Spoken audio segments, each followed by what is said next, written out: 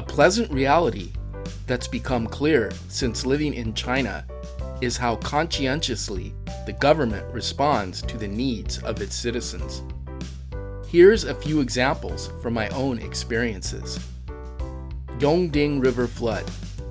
From July 29th to August 1st, 2023, Beijing and the surrounding Hebei province faced extreme flooding caused by the remnants of Typhoon Doksuri, marking the heaviest rainfall in Beijing in 140 years.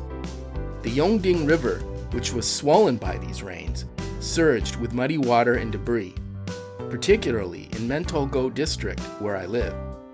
Over 52,000 people were evacuated in Beijing.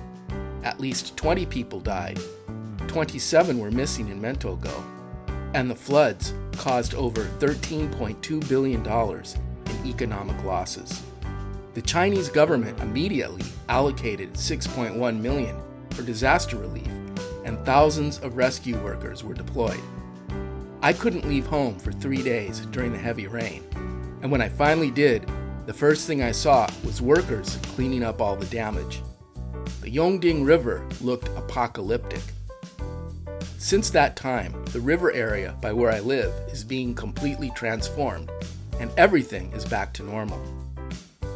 I learned more about the flood working with students on a play performed in a Mentogo school district show, where the plays recreated some of the true heroic events that happened during the flood, as well as the history of the area going all the way back to ancient China.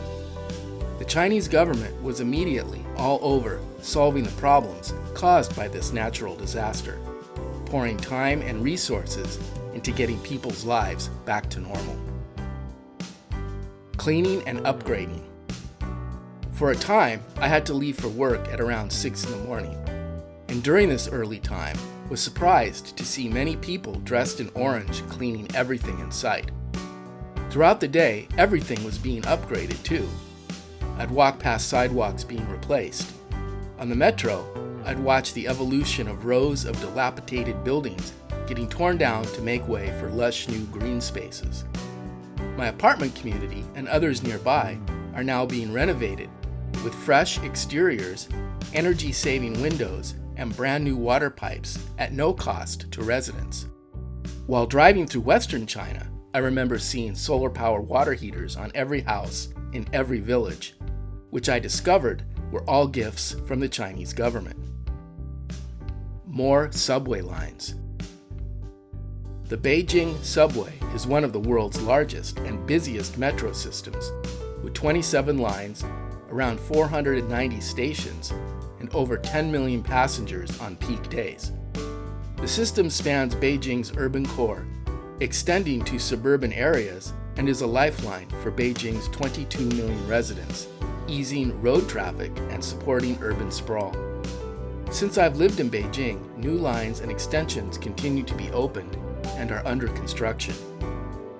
Newer trains use energy-efficient systems, and stations incorporate green designs. This commitment to public transportation has helped me and millions of other citizens to live a more convenient life. A thriving society really is built from the bottom up.